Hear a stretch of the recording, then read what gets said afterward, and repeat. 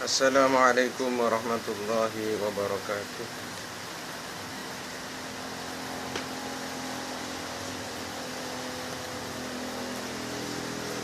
Bismillahirrahmanirrahim. Alhamdulillahirabbil alamin. Wassalatu wassalamu ala asyrafil anbiya'i wal mursalin sayyidina Muhammadin wa ala alihi wa ashabihi ajma'in. Qala rabbi shrah li sadri wa yassir li amri wahlul 'uqdatam min lisani yafqahu qawli. Amma ba'du.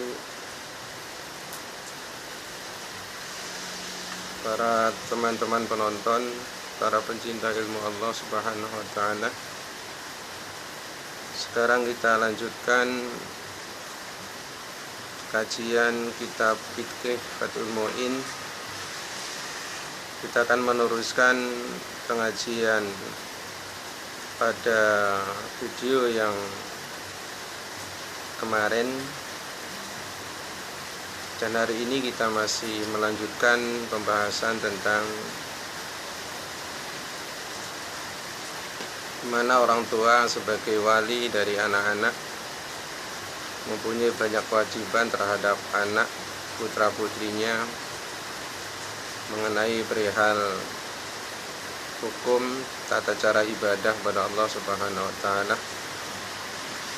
Adalah merupakan kewajiban untuk kita sebagai orang tua, agar supaya ketika anak kita nanti, putra dan putri nanti, setelah menginjak umur balik, mereka sudah terbiasa melakukan menjadi manusia yang taat, telah terbiasa mengerjakan ibadah-ibadah sesuai syariat Allah Subhanahu wa taala, yaitu syariat Islam.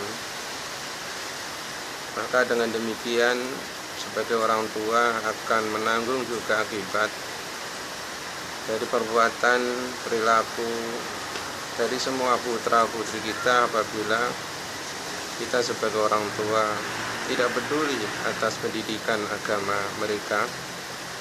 Maka buah dari apa yang kita lakukan nanti yaitu tidak memperdulikan mereka, anak-anak kita, di dalam mengenai hukum-hukum syariat, hukum-hukum agama kita, tentang cara bagaimana beribadah, melakukan ibadah pada Allah Subhanahu wa taala, terutama sholat ibadah 5 rukun dalam rukun Islam. Maka kita sendiri sebagai orang tua akan dimintai pertanggungjawaban oleh Allah Subhanahu wa taala tentang anak-anak kita, dan kita sendiri pun akan menanggung akibat baik ataupun akibat jelek dari anak-anak kita di dalam kita memelihara, mengupeni, menjaga, mengajarkan agama, mengajarkan kebaikan, mengajarkan cara-cara beribadah, mengajarkan bagaimana cara mencintai Allah, mentaati Allah dan Rasulnya, bagaimana cara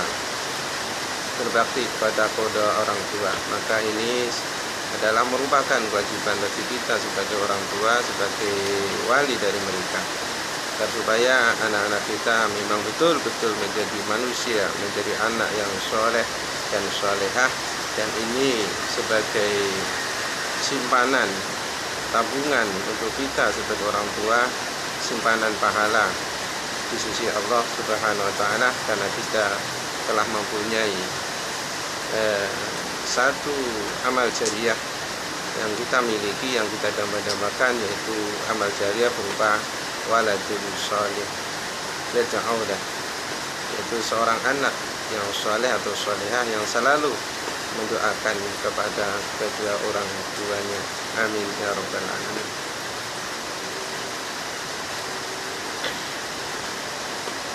Bismillahirrahmanirrahim.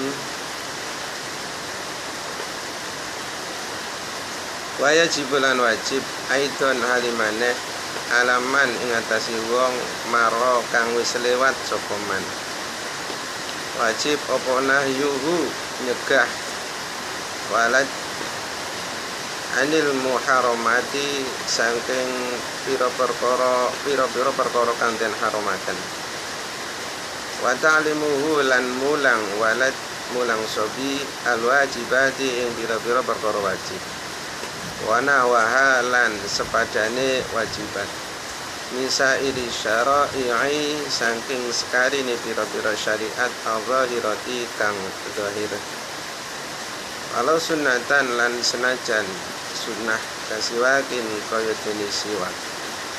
Wa amruhu lan perintah ing sobian ing walad bidzalika kelawan mengkono-mengkono wajib.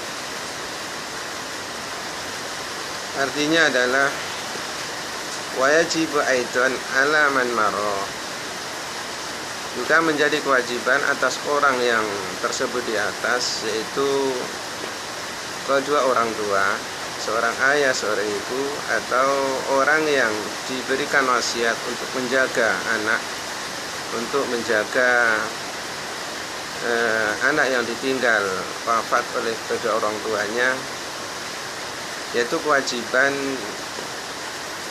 melarang, mencegah dari perbuatan-perbuatan yang diharamkan oleh Allah Subhanahu wa taala, dari perbuatan-perbuatan yang diharamkan dalam syariat ajaran Islam. Jadi kewajiban kita di samping memerintahkan anak-anak kita untuk belajar atau mengerjakan ibadah, sholat, puasa dan sebagainya, juga kewajiban bagi kita atau orang-orang yang diberi wasiat untuk menjaga anak yang ditinggal wafat oleh kedua orang tua adalah juga kewajiban untuk mengajarkan kepada anak-anak kita, putra-putri kita, perkara-perkara yang memang diharamkan oleh Allah Subhanahu wa taala, diharamkan oleh ajaran agama kita, ajaran Islam. Wa ta'limuhu al-jabati, dan juga mengajarkan perkara-perkara yang wajib atas mereka. Apa saja yang menjadi kewajiban atas diri mereka, atas anak-anak putra-putri kita. Maka kita pun sebagai orang tua wajib mengajarkan, memberikan pelajaran tentang perkara-perkara yang diwajibkan bagi mereka. Banyak sekali kewajiban-kewajiban mereka.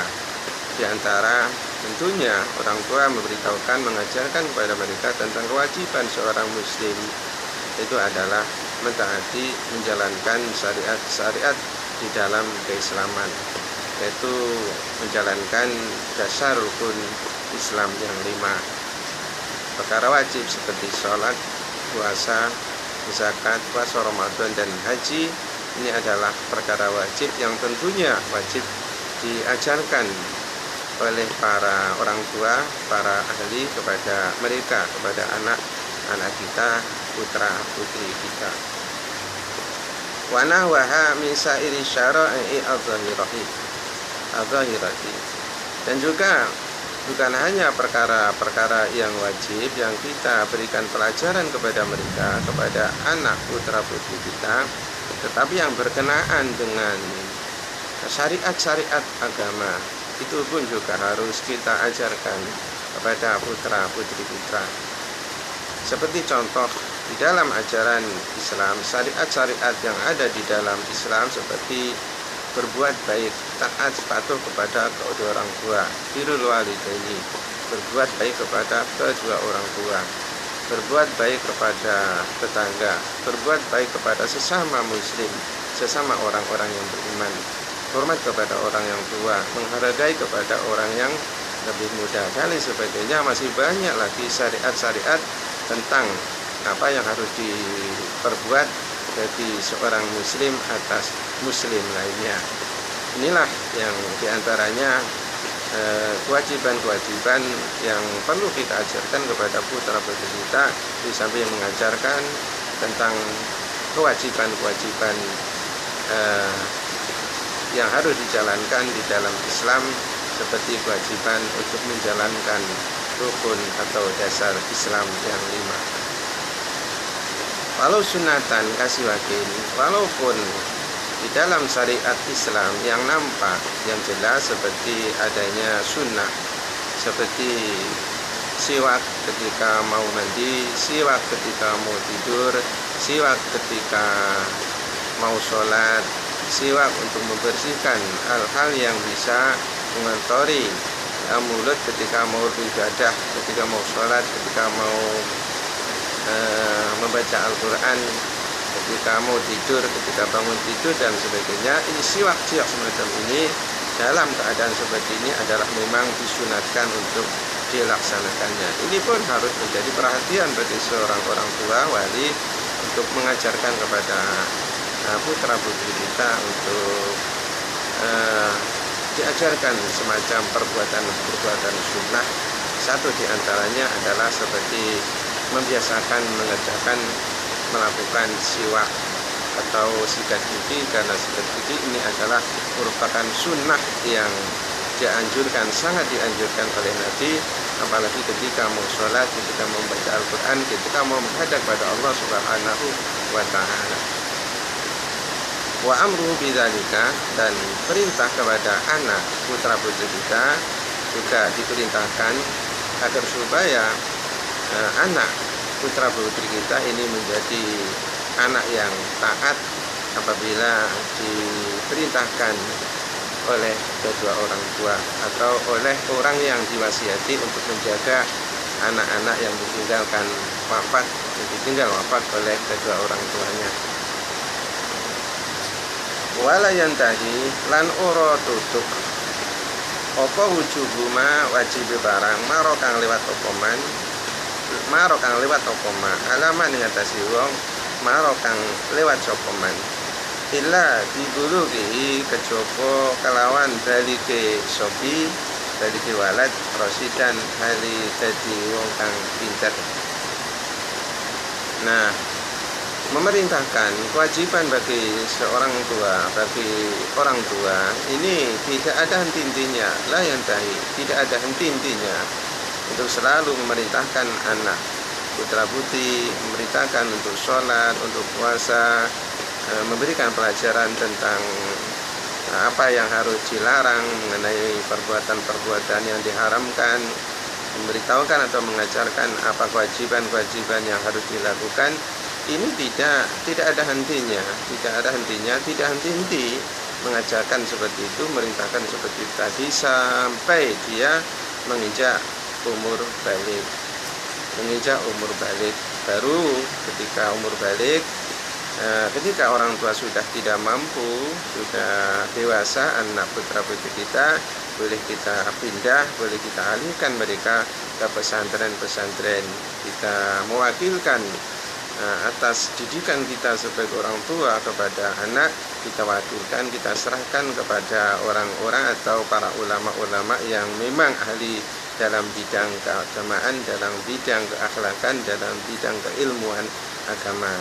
Jadi ketika sudah umur balik, anak-anak kita, putra putri kita, ketika kita sudah tidak mampu karena kesibukan dan lain sebagainya, boleh kita alihkan, pindahkan ke pesantren-pesantren, biar para ulama, para kiai langsung menangani mereka, langsung membina mereka, langsung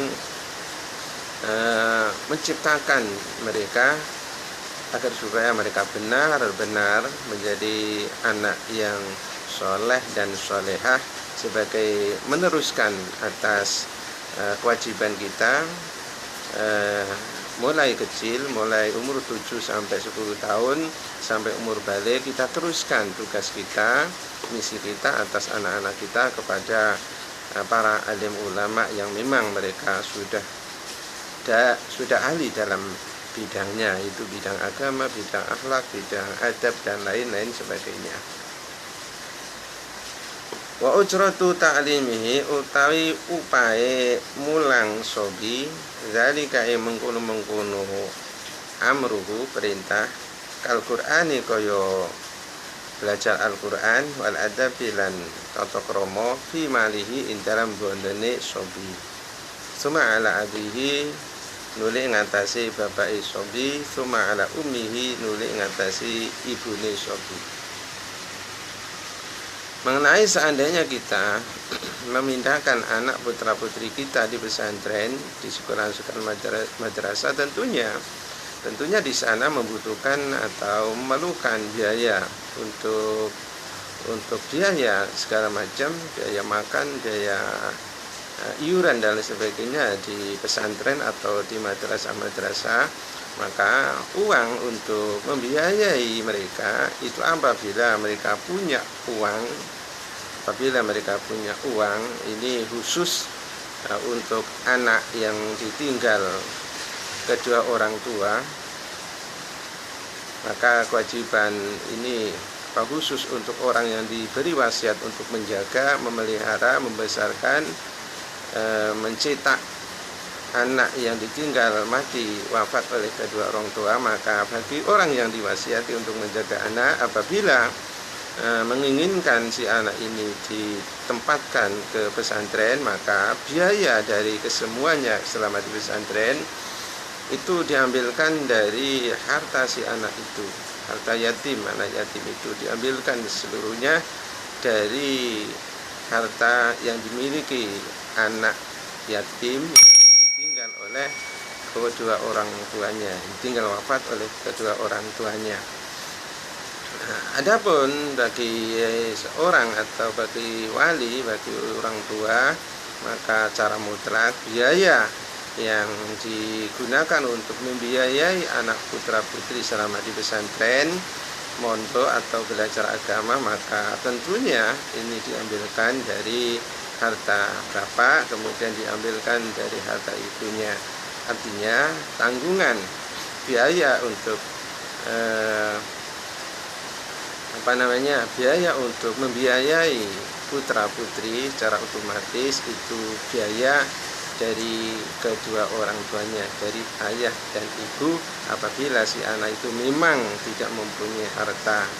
Tetapi kalau memang anak yang kita menjadi wasiat dari kedua orang tuanya yang sudah wafat, diwasiatkan kepada kita misalnya, maka secara otomatis awal pembiayaan itu diambilkan dari harta si anak. Kemudian harta kita, harta istri kita, apabila itu anak dari keluarga kita yang ditinggalkan wafat oleh orang tuanya. Apabila itu anak kita sendiri, maka secara otomatis, secara mutlak, maka yang biaya yang harus kita keluarkan adalah dari kantong, dari harta kita sendiri sebagai orang tua, kita sebagai bapak, kemudian harta istri kita sebagai ibu dari putra putri kita yang kita teruskan ke dalam pesantren-pesantren, lalu di tempat-tempat madrasah-madrasah, tempat-tempat penimpa ilmu agama. Para pemirsa, para penonton yang saya hormati, kemudian di sini tanbihun, ada peringatan untuk kita. Zakara wis nyebutaken sapa as-Sam'ani, Imam Sam'ani fi zaujin indalam bojo saghiratin kang cilik, dadi abawaini kang anduweni ibu bapak loro. Ana wujubama setuhune wajib barang maro kang wis lewat apa ma. Iku alaihi ma ing atase abawaini bazauji mongko bojo lanang. Wa qadiyatuhu utawi hukume mulang didik iku wujubu dorbiha, wajib mengumpul zaujatin syaghiratin.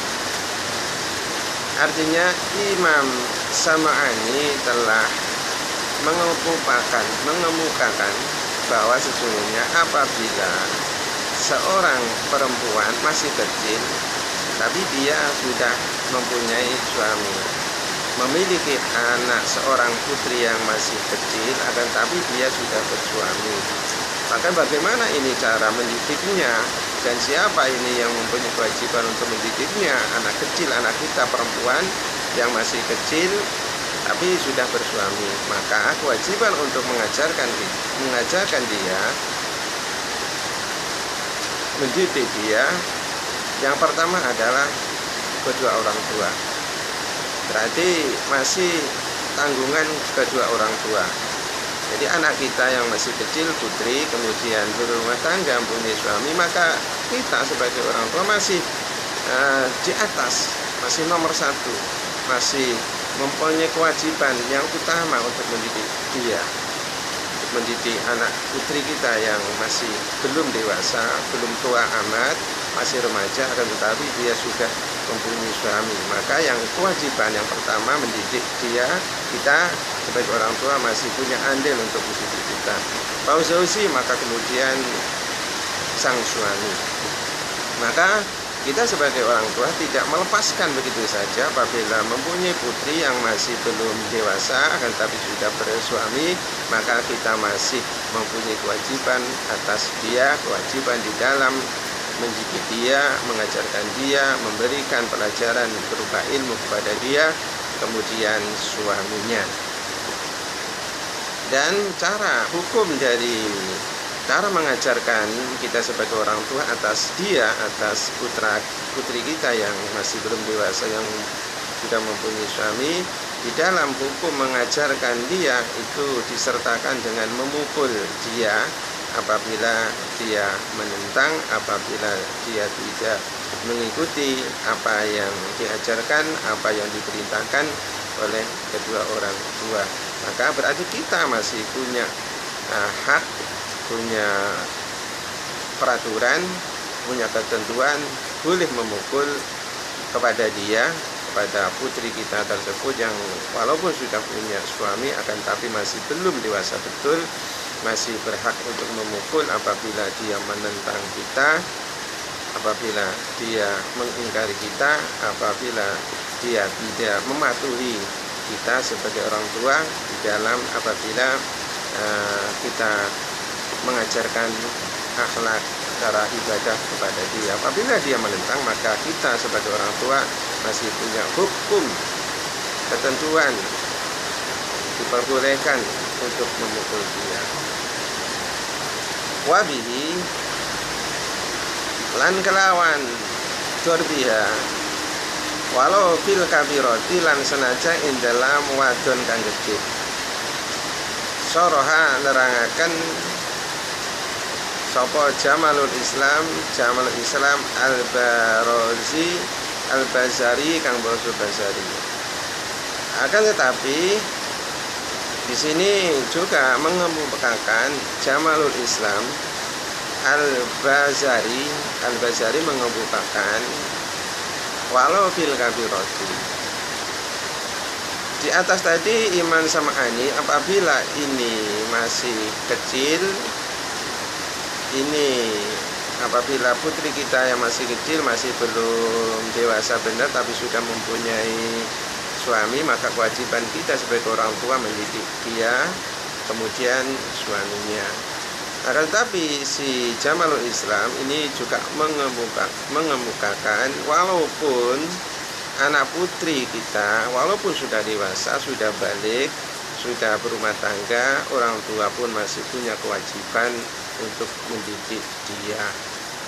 Itu berarti walaupun anak putri kita sudah dewasa, sudah 20 tahun, sudah dewasa benar, sudah pantas untuk berumah tangga, Jamalul Islam ini mengeluarkan pendapat bagi orang tua tetap kewajiban untuk mendidik dia walaupun dia sudah dewasa dan sudah bersuami. Berbeda dengan pendapat Imam Sam'ani, apabila masih kecil kita punya kewajiban untuk mendidik kita, akan tetapi ketika sudah besar, sudah dewasa, kemudian berumah tangga, maka kewajiban mutlak keseluruhannya ini ditanggung oleh sang suami. Akan tetapi Jamalul Islam ini walaupun sudah besar, sudah dewasa, kemudian berumah tangga, punya suami, maka orang tua masih punya kewajiban atas dia di dalam mendidik, membiayai dan segala macam. Ini orang tua masih punya kewajiban ke arah sana.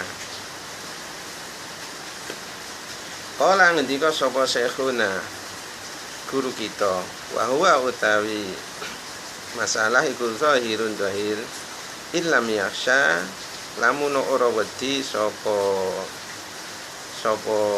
wali nususan ing ngambul.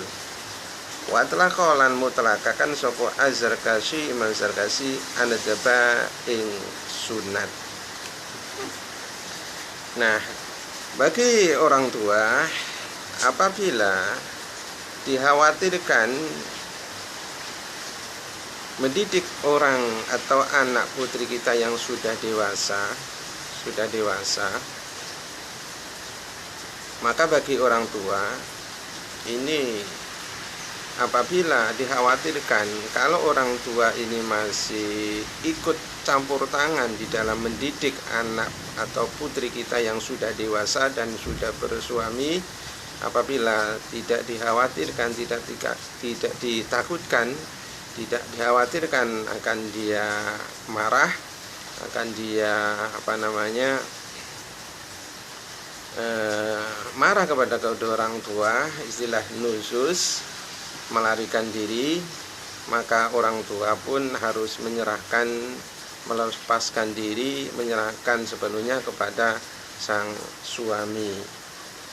Apabila itu tidak dikhawatirkan, dia masih tetap patuh, maka orang tua masih tetap punya kewajiban untuk membina, untuk mengajarkan, untuk mendidik dia. Tapi apabila dikhawatirkan dia marah, tersinggung dan lari dari orang tua, menjauhkan dari orang tua, maka orang tua cukup menyerahkan sepenuhnya segalanya, pendidikan dan lain sebagainya, akhlak dan lain sebagainya.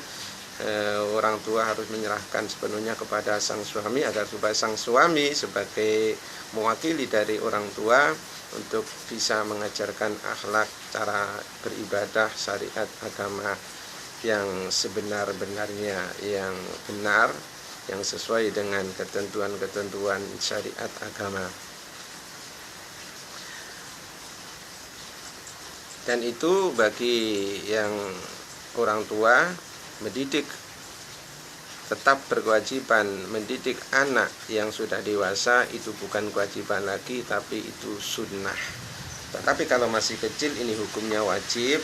Akan tapi ketika anak putri kita sudah dewasa, maka itu bukan wajib mutlak, tapi hukumnya sunnah. Sunnah kita ikut mendidik anak kita yang sudah bersuami, yang sudah dewasa. Sunnah kita ikut andil di dalam mengarahkan mereka, mengarahkan dia kepada kebaikan, mengajarkan dia kepada bagaimana cara ibadah, bagaimana cara menjauhi segala perintah, bagaimana kewajiban-kewajiban yang harus dilakukan atas seorang istri. Maka itu sunnah dilakukan bagi kedua orang tua. Tetapi ketika masih kecil, maka itu hukumnya wajib kita mendidik anak yang kecil ketika sudah bersuami. Wa awal wajibin lan utawi kawitane perkara wajib hatta alal amri hingga ing ngatasi perintah bi sholati kelawan salat, kama qalu kaya dene kang den ucapaken alal aba ing ngatasi pira-pira bapak, suma alaman nuli ing ngatasi wong maro kang wis lewat sapa man. Ta'limuhu utawi mulang ing sobi ing walad ilmu mayisi tegese bocah kang wis pinter. Adapun pertama kewajiban yang harus dilakukan, yang harus diperintahkan kepada anak-anak kita, pertama kali yang harus dilakukan atas putra-putri kita sebagai kewajiban bagi kedua orang tua, pertama kali yang harus kita perintahkan adalah tentang mengenai sholat. Ini kewajiban atas pertama kali yang dilakukan, kewajiban bagi seorang ayah. Pertama kali yang harus dilakukan bagi seorang anak adalah tentang bagaimana cara sholat yang baik, syarat rukun sholat yang sebenarnya yang harus dilakukan. Ini adalah kewajiban seorang ayah untuk mendidik putra putri kita. Maka kemudian setelah sholat, puasa dan kewajiban-kewajiban yang lainnya, kewajiban, kemudian syariat, akhlak, adab, budi-pekerti yang lainnya, ini setelah kita mengajarkan kepada mereka tentang mengenai sholat, puasa, tentang rukun Islam yang 5, kemudian yang lainnya.